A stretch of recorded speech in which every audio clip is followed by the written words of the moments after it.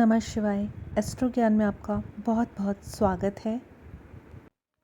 आज हम बात करेंगे कुंडली के 12 भावों के बारे में।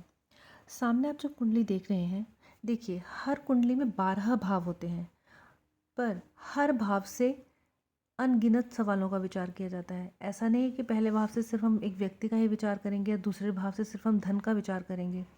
जिस तरह हमारे अनगिनत प्रश्न होते हैं, उन सभी के उत्तर इन सिर्फ 12 भावों में छुपे होते हैं। और सोचिए, हमारे एक प्रश्न का उत्तर जानने के लिए हमें केवल एक ही भाव का नहीं वरन कई भावों का विचार करना पड़ता है। कई भाव देखकर ही हमें किसी भी एक भाव में होने वाली समस्याएं जो भी उत्पन्न हो रही हैं उनको देखना पड़ता है। अगर जैसे हमें किसी व्यक्ति के विवाह के बारे में जानना है, तो हम बेसिकली 7th हाउस को देखेंगे। सप्तम भाव में कौन से दुर्योग बन रहे हैं या कौन से अच्छे योग बन रहे हैं, कौन से अच्छे ग्रहों की दृष्टि है, कौन से बुरे ग्रहों की दृष्टि है, पर हम देखेंगे उसके लिए 7th हाउस। हमें सप्तम भाव को ही उसके लिए देखना पड़ेगा। हमें संतान के लिए पंचम भाव को देखना पड़ेगा।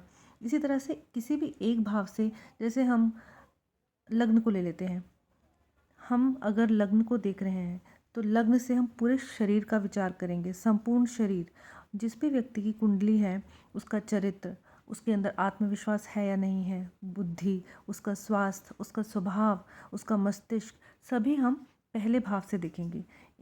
और इसके अलावा भी बहुत सारी ऐसी चीज़ें हैं जिनका विचार हम प्रथम भाव से करेंगे, पर कुछ बेसिक चीज़ें हैं जो मैं आपको बता रही हूँ। सेकंड हाउस से हम व्यक्ति के खान पान का विचार करेंगे, उसकी धन संबंधी स्थिति का विचार करेंगे, सेविंग्स कितनी है, मतलब उसका सुरक्षित धन जो है वो कितना है, दाएं हाथ के बारे में विचार करेंगे। अब हम अपने तृतीय भाव यानी कि 3rd हाउस से किसी भी व्यक्ति में कितना साहस है, उसमें संघर्ष करने की कितनी क्षमता है, वह कितनी मेहनत कर सकता है, और छोटी मोटी यात्राएं जो उसके जीवन में होंगी उनको हम देखेंगे।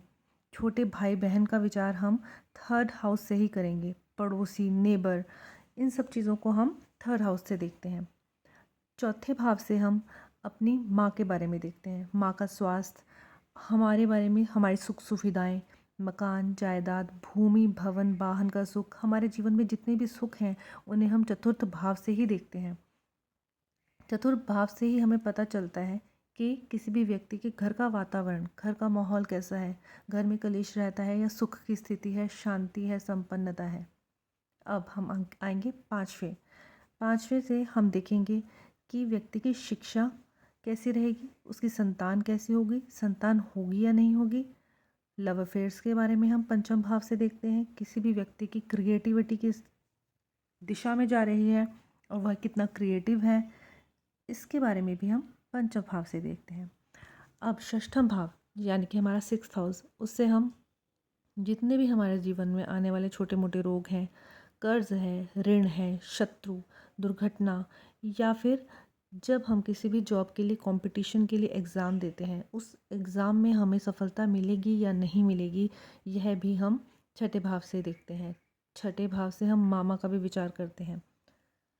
अब हम सप्तम भाव से देखेंगे कि हमारा स्पाउस कैसा होगा। अगर हम व्यापार करते हैं तो उसमें पार्टनरशिप चलेगी या नहीं चलेगी, हमें पार्टनरशिप करनी चाहिए या नहीं करनी चाहिए। अपनी डेली इनकम के रिसोर्सेज को भी हम सप्तम भाव से ही देखते हैं। अपने विवाह को हम सप्तम भाव से देखते हैं। अब हम बात करेंगे अष्टम भाव की। अष्टम भाव को हम मृत्यु भाव भी कहते हैं। इससे हम मृत्यु तुल्य कष्टों को देखते हैं। हमारे जीवन में आने वाली बाधाएं इसी भाव से देखी जाती हैं। गहरी खोज, एक साइंटिस्ट के कुंडली में अष्टम भाव बहुत ही प्रोमिनेंट होता है और बहुत ही मजबूत होता है। अब हम बात करेंगे नवम भाव की, जो कि हमारा भाग्य स्थान है। इससे हम अपने पिता का विचार भी करते हैं। पिता का व्यापार, विदेश यात्रा, पोस्ट ग्रेजुएशन के बाद की मतलब पढ़ाई, जितनी भी हमारी आगे की पढ़ाई है उसको हम नवम भाव से देखते हैं। धार्मिक यात्राएं भी हम नवम भाव से देखते हैं।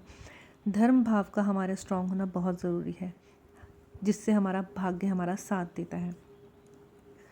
नेक्स्ट है दशम स्थान यानी कि कर्म स्थान। हमारे जितने भी जीवन में कर्म हैं, अच्छे हैं, बुरे हैं, वह सब हम इसी स्थान से देखते हैं। हम जॉब करते हैं, बिजनेस करते हैं, जॉब में शोहरत, नाम, हमारा मान सम्मान, सभी कुछ हम दशम भाव से देखते हैं। दशम भाव की स्थिति को देखकर यह निर्णय लिया जा सकता है कि हमारा काम कैसा होगा, हम किस तरीके का काम करेंगे। 11वां भाव यानी कि लक्ष्मी स्थान, जिसे हम आयेश भी कहते हैं। यह घर हमारा जितना बलवान होगा, हमें जीवन में उतना ही लाभ मिलेगा। यहाँ से हम अपनी आय के स्रोत भी देख सकते हैं। अब हम बात करेंगे 12वें घर की यानी कि 12th हाउस की, जिससे कि हम देखते हैं जेल यात्रा, हॉस्पिटलाइजेशन, पति पत्नी का साथ कितना है, कितना खर्चा होगा, इसे व्यय भाव भी कहते हैं। यह हमारे खर्चों को दिखाता है, जीवन में हमारा खर्च कहाँ पर होगा, सही जगह पर होगा, गलत जगह पर होगा। विदेश में बसने के लिए, विदेश में सेटलमेंट के लिए हम 12th हाउस को देखते हैं।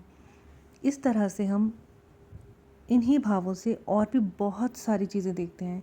फ़िलहाल हमने कुछ चीज़ें बेसिक जो थी उनको यहाँ पर सीखा कि उन्हें किस तरह से किस भाव से देखा जा सकता है।